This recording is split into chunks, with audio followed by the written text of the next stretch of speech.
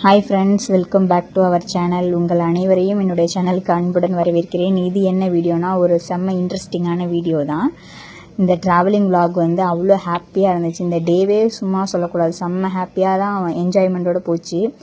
ரொம்ப நாளாக வந்து நம்ம ஒரு இடத்துக்கு போகணும் யோசிச்சுட்டே இருப்போம். பட் அதுக்கான சுச்சுவேஷன் வந்து நமக்கு அமையும் போது தான் நம்மளால் போக முடியும். அப்படி நாங்கள் போகணும்னு நினச்சிக்கிட்டு இருந்த இடத்துக்கு தான் இன்றைக்கி வந்து போனோம். எங்கன்னு பார்த்தீங்கன்னா, மேப் போட்டு தான் போயிட்டுருக்கோம். ஆக்சுவலி நாங்களுமே முறையாக இப்போ தான் போகிறோம். எங்களுக்குமே இதோட வழி ரூட் எதுவுமே தெரியாது. நாங்களே மேப்பை நம்பி தான் போனோம். ஏன்னா மற்றவங்களாம் சொன்னாங்க இந்த வழியாக தான் போகணும், இதெல்லாம் இருக்குன்னு சொல்லிட்டு சொன்னாங்க. லொக்கேஷன், லேண்ட்மார்க் எல்லாமே சொன்னாங்க. ஆனாலும் மேப் போட்டுட்டு தான் போனோம். அந்த இடம்லாம் பார்த்திங்கன்னா ரொம்ப அமைதியாக, அந்த இயற்கை சூழல், அதுக்கப்புறம் மழை வர மாதிரி இருந்தது. அந்த லொக்கேஷன் எல்லாமே ரொம்ப சூப்பராக இருந்துச்சு. இது வரைக்கும் பார்த்துருக்கோம், நமக்கும் வில்லேஜ் சைடு லைஃப் ஸ்டைல்லாம் நிறையா பார்த்துருக்கோம் இல்லையா. ஆனால் இன்றைக்கி பார்த்திங்கன்னா அங்கே மழை வர மாதிரி இருந்துச்சு. சூப்பராக இருந்துச்சு அந்த ஏரியாவே பார்க்கும்போது. கரெக்டாக நாங்கள் எங்கே போயிருக்கோன்னா, நம்ம வளநாடு பக்கத்தில் இருக்க தூண்டி கருப்பசாமி கோவிலுக்கு தான் இன்றைக்கி போனோம். நம்ம விஜய் சேதுபதி சார் கூட ஒரு மூவியில் நடிச்சிருப்பார். அந்த மூவியில் வந்து இந்த கருப்பசாமி கோவில் வந்து நல்லா காமிச்சிருப்பாங்க. நீங்கள் எல்லாருமே பார்த்துருப்பீங்க. அந்த தூண்டி கருப்பசாமி கோவிலுக்கு தான் நம்ம வந்து இன்றைக்கி போயிருந்தோம். உண்மைக்கு செம்ம வைபாக இருந்துச்சு. கோயில் உள்ளே நுழைஞ்ச உடனேயுமே பார்த்திங்கன்னா எக்கச்சக்க கூட்டம்.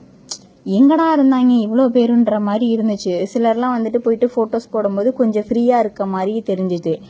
ஆனால் இன்றைக்கி நாங்கள் போனப்போ பார்த்திங்கன்னா செம்ம கூட்டம், அவ்வளோ கூட்டம். எந்த பக்கம் பார்த்தாலும் காரு, பைக்கு, பஸ்ஸு அவ்வளோ நின்றுக்கிட்டு இருக்கு.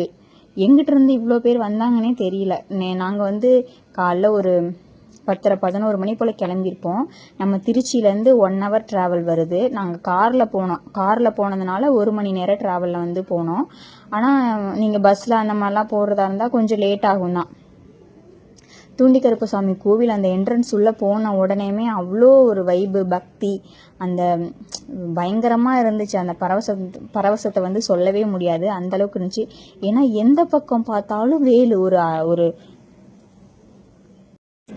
லட்சக்கணக்கில் இருக்கும் அங்கே இருக்க வேல் மட்டுமே. எந்த பக்கம் திரும்பினாலும் வேல் தான். ஏன்னா அவங்க யாரெல்லாம் வந்து அவங்களோட வேண்டுதலுக்காக வேண்டிக்கிட்டாங்களோ, அவங்களோட வேண்டுதல் நிறைவேறினதுக்கப்புறம் அவங்களோட நேர்த்திக்கடனை வந்து செலுத்தியிருக்காங்க. அந்த வேலில் வந்து அவங்களோட பேர், ஊர் எல்லாமே போட்டிருக்காங்க.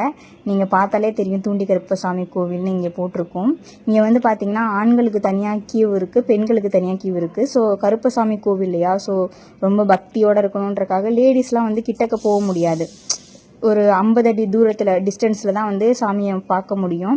அந்த சைடு தான் நாங்கள்லாம் போய் பார்த்தோம். ஆனால் ஜென்ஸ் எல்லாம் வந்து ஒரு க்யூவில் வந்து தனியாக விடுறாங்க. ஏன்னா அது அவ்வளோ பக்தியாக இருக்காங்க இல்லையா. கருப்பசாமி கோவிலுக்கு எப்பயுமே லேடிஸ் பக்கத்தில் போக முடியாது.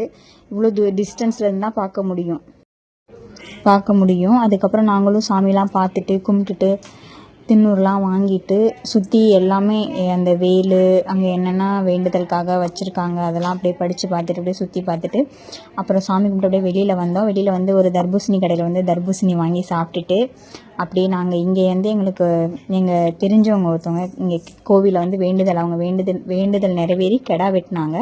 அதுக்காக தான் எங்களை ஃபேமிலியாக இன்வைட் பண்ணியிருந்தாங்க. அவங்க இன்வைட் பண்ணதால தான் எங்களால் இன்றைக்கி இந்த கோவிலுக்கு வந்து போக முடிஞ்சது. உண்மைக்கு அவங்களுக்கு தான் நம்ம நன்றி சொல்லணும். ஏன்னா இப்படி ஒரு இடம் இருக்குது, இவ்வளோ நல்ல வைபோடு இருக்கும் அந்த இடம். நமக்கும் அந்த ஆசீர்வாதங்கள்லாம் கிடைக்கணும்னு இன்றைக்கி இருந்திருக்கு இல்லையா. ஸோ அவங்களுக்கு தான் நம்ம நன்றி சொல்லணும் இந்த இடத்துக்கு எங்களை வர சொன்னதுக்கு.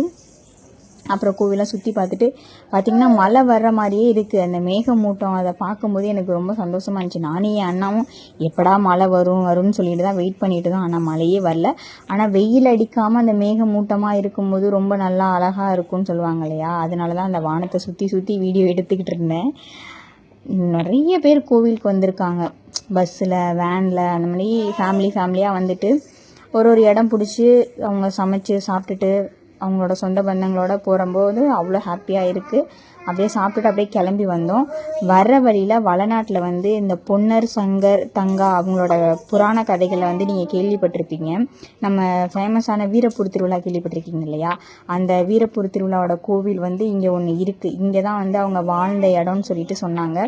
கண்டிப்பாக அந்த இடத்த வந்து நம்ம பார்த்துட்டு போகணும் அப்படின்னு சொல்லிட்டு அம்மா சொல்லிக்கிட்டே இருந்தாங்க. இங்கே நம்ம போயிட்டு தான்ப்பா போகணும்னு சொல்லிக்கிட்டே இருந்தாங்க. அண்ணா வந்து இல்லை நம்ம போக முடியாது, நமக்கு டைம் ஆச்சு அப்படின்னு சொன்னாங்க. ஆனால் அம்மா கெஞ்சி கேட்டதால் அங்கே போனோம். அங்கே வந்து பார்த்திங்கன்னா அந்த வீடியோஸில் வந்து காமிச்சிருப்பேன். பொன்னர், சங்கர், தங்கால்,